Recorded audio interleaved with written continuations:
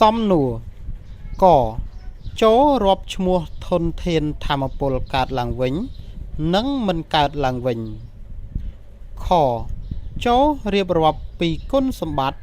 និងគុណវិបត្តិធនធានធម្មពលកើតឡើងវិញនិងមិនកើតឡើងវិញចម្លើយករាប់ឈ្មោះធនធានធម្មពលកើតឡើងវិញនិងមិនកើតឡើងវិញឈ្មោះធនធានធម្មពលកើតឡើងវិញមានដូចជាធម្មពលព្រះអាទិត្យធម្មពលខ្យល់ធម្មពលទឹកធម្មពលជីវម៉ាសធម្មពលកម្ដៅដីឈ្មោះធម្មពលមិនកើតឡើងវិញមានធម្មពលឥន្ធនៈផូស៊ីល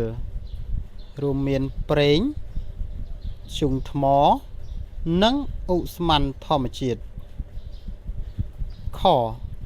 គុណសម្បត្តិនិងគុណវិបត្តិធនធានធម្មពលកើតឡើងវិញគុណសម្បត្តិជាប្រភពធម្មពលដ៏សំខាន់សម្រាប់ឧស្សាហកម្មកសិកម្មគមនាគមន៍លំនៅឋាន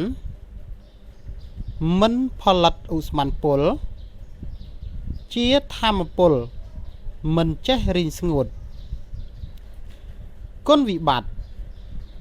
ពិបាកទាញយកមកប្រើប្រាស់រោងចក្រចំណាយទុនខ្ពស់ធនធានធម្មពលមិនកើតឡើងវិញគុណសម្បត្តិជាប្រភពធម្មពលដ៏សំខាន់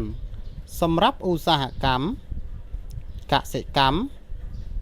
គមនាគមន៍និងប្រើប្រាស់តាមគេហដ្ឋាន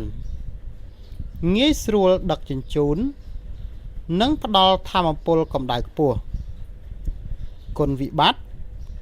ផលិតឧស្ម័នពុលកម្រិតខ្ពស់បង្កើតសំណល់វិទ្យុសកម្មបង្កើតឲ្យមានភ្លៀងអាស៊ីតបង្កើនកម្ដៅផែនដីចំណាយថវិកាច្រើនក្នុងការទាញយកមកប្រើប្រាស់សូមបងប្អូនទាំងអស់គ្នាជួយចុច Subscribe Channel YouTube ខ្ញុំបាទម្នាក់មួយផងដើម្បីទទួលបានវីដេអូសំណួរចម្លើយថ្មីៗបន្ថែមទៀតសូមអរគុណ